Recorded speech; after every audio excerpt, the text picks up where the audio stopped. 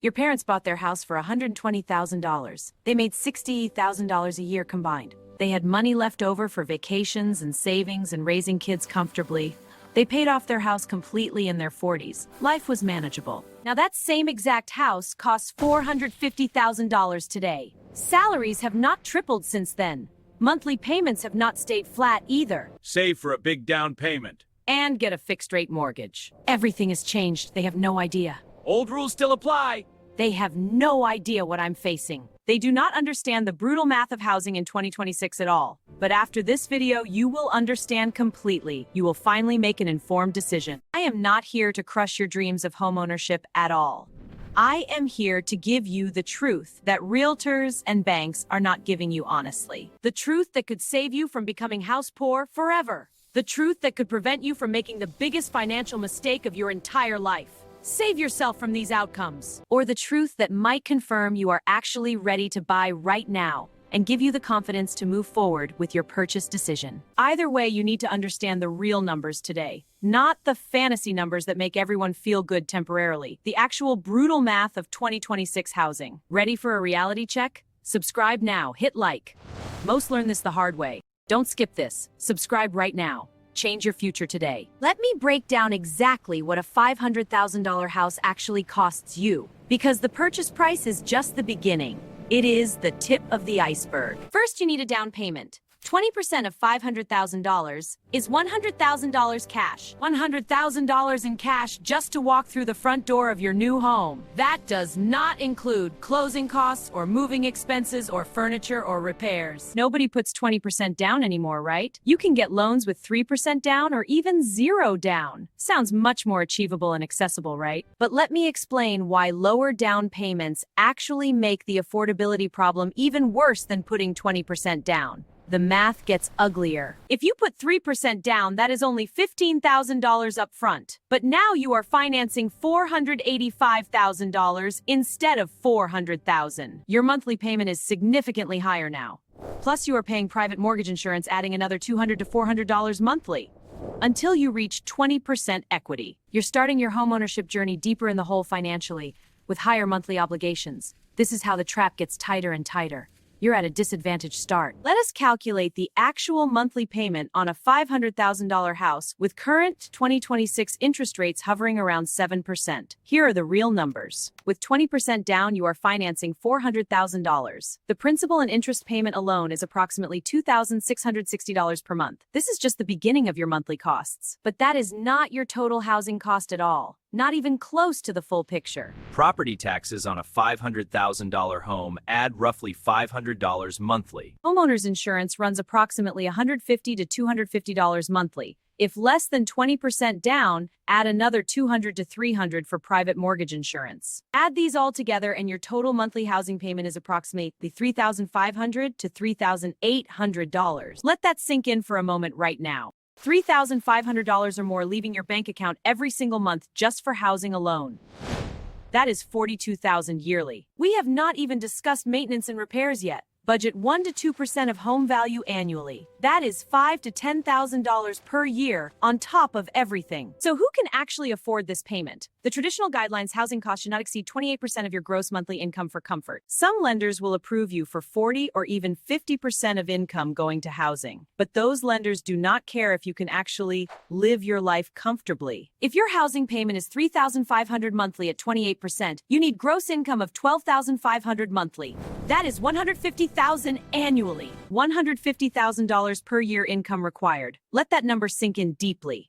The median household income in America in 2026 is approximately $80,000. A $500,000 house requires nearly double the median household income to afford comfortably. This is the generational divide your parents do not understand. When your parents bought their home for $120,000 on $60,000 income, their housing costs were roughly 23% of gross income. They had margin remaining in their budget. They could save and invest, take vacations, and raise children. Today, buying an equivalent house at current prices on the median income would consume over 50% of gross income. That is not a housing plan at all. That is a recipe for financial disaster waiting to happen. That is how people lose their homes, tragically. That is how families fall apart under financial pressure and stress. But wait, there is more brutal math to consider carefully. We have been talking about gross income. The money before any taxes are taken out. Your actual take-home is much less. Someone earning $150,000 gross might take home around $9,000 to $10,000 monthly after federal taxes, state taxes, Social Security, and Medicare deductions. If their housing payment is $3,500, that's 35 to 40% of their actual take-home pay. Still manageable, but much tighter than it sounded. Someone earning the median $80,000 takes home maybe $5,500 monthly after all the deductions. Now let us see what that payment looks like. A $3,500 housing payment would consume nearly 65% of their actual take-home pay.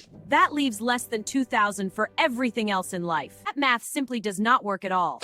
That is barely surviving, not actually living a life. Food, transportation, utilities, healthcare, savings, entertainment, debt payments, and everything else on $2,000. Now let me address the responses I know some of you are forming mentally. Some of you are thinking you can just buy in a cheaper area. This is absolutely true. $500,000 is not buying luxury in 2026. In many metropolitan areas, $500,000 gets you a modest 3-bedroom home in an average neighborhood. The affordable areas often come with trade-offs. In job opportunities and commute times, school quality and amenities, there is no free lunch when relocating for affordability. A balance is required. Some of you are thinking you will just house hack by renting out rooms or a basement unit. This can absolutely help with affordability, and I am a fan of this strategy. But you need to factor this into your buying criteria carefully. And understand that not all properties work for house hacking. You also need to be prepared to be a landlord. Some of you are thinking interest rates will come down eventually and you will just refinance later to lower payments. Maybe rates will drop. But you cannot count on that. You need to be able to afford the house at the rate you are actually getting today. Banking on refinancing that may never happen is gambling with your largest financial commitment. Some of you are thinking you will just have your partner contribute more income or pick up extra work. Be very careful with this approach. Stretching based on maximum income is dangerous. What happens if one person loses their job unexpectedly?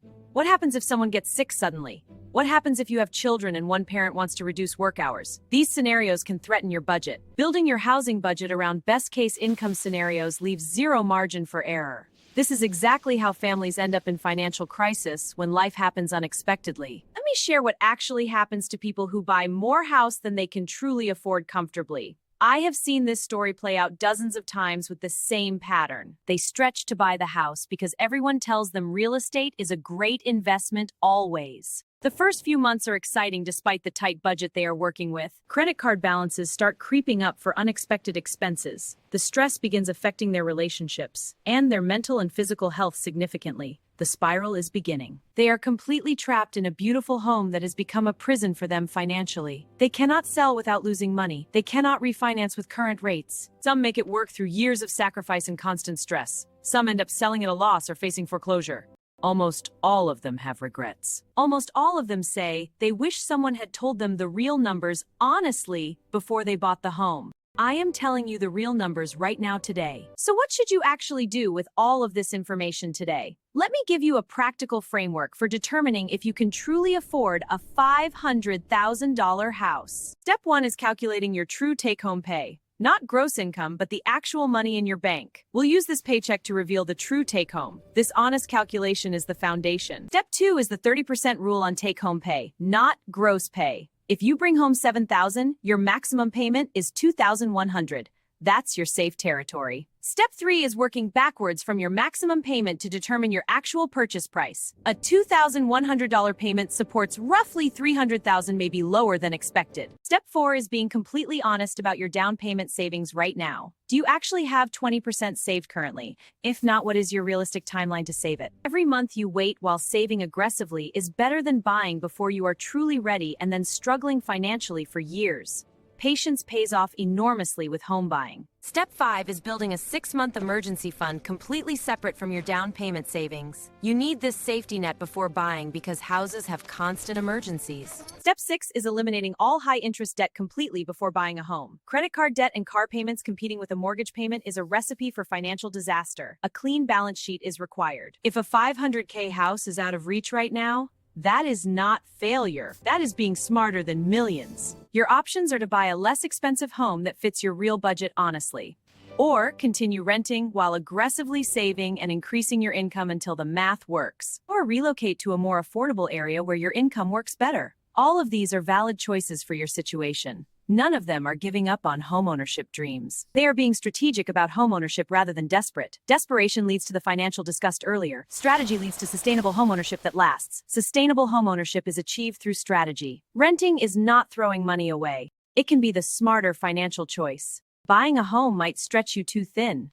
Renting can be a valid, stress-free choice. The flexibility and lower stress of renting while you save and invest your money might actually build more wealth than buying a house you cannot afford and then struggling for years. I want to leave you with a different vision of homeownership than the one society has sold you. The dream should not be buying the most expensive house a bank will approve you for. Let's reframe that. The dream should be owning a home that provides security and comfort while still leaving room for savings and investments and experiences and actually living your life fully. A smaller home in a modest neighborhood that you can easily afford is infinitely better than an impressive home in a nice neighborhood that keeps you stressed and completely broke. Your home should be a foundation for building wealth over time, not an obstacle to building wealth. Not a source of constant stress and financial strain draining your resources. The generation before us had it easier when it comes to housing affordability, honestly. It is not making excuses. Acknowledging this truth is being clear-eyed about the challenge you face so you can navigate it strategically. Pretending the challenge does not exist helps absolutely no one at all. You may need to earn more than your parents did at your age. You may need to save longer than they did before buying.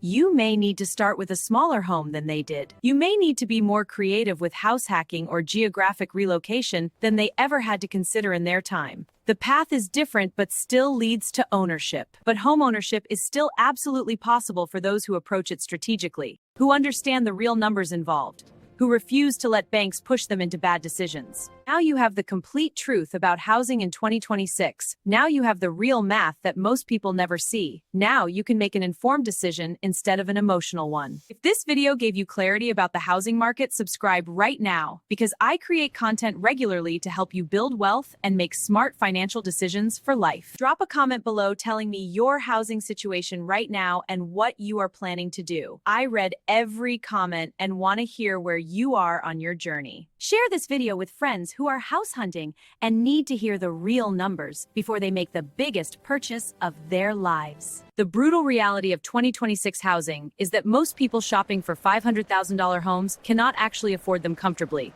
Understanding this reality puts you ahead. They will learn the hard way. You have learned the smart way by watching this video. Make your housing decisions based on actual math, not emotions. Your financial future for the next 30 years depends entirely on getting this decision right the first time. This is not a small decision you can easily undo if it goes wrong. This is the biggest financial commitment most people will ever make in their entire lifetime. Treat it accordingly. You now have the knowledge that most homebuyers never receive before signing papers. Use this knowledge wisely. Make the decision that serves your future, not just your present emotions. Your parents mean well when they give you advice about buying a home, but their experience was from a completely different era with completely different math. Banks want to approve you for the maximum amount possible because they make money on your loan. Realtors want you to buy expensive because they earn commission on the sale price. Only you truly care about your long-term financial well-being and future. Only you will live with the consequences of this decision for the next 3 decades. Choose wisely for yourself. Take your time with this massive decision. Do not let anyone rush you before you are truly ready. The right house at the right time will be worth the wait. Run the numbers yourself using the framework I shared today. Calculate your true take-home pay. Apply the 30% rule. Work backwards to your real affordable purchase price. Be completely honest with yourself about what you find when you run those numbers. The truth might be uncomfortable, but it is far better than financial disaster down the road. The right decision is different for everyone watching this video right now. Some of you are ready to buy confidently. Some of you need to wait and prepare more first. Both are valid paths. Both paths are valid and smart, as long as they are based on an honest assessment. What matters is making the right choice for your specific situation today. Thank you for watching this entire video today. The fact that you made it to the end shows you are serious about making smart financial decisions. That commitment sets you apart. I will see you in the next video where we continue building your path to financial success together. Until then, make decisions based on math, not emotions. Your future depends on it. Now go make the smartest housing decision of your life using everything you learned today. Your future self will thank you for taking this seriously.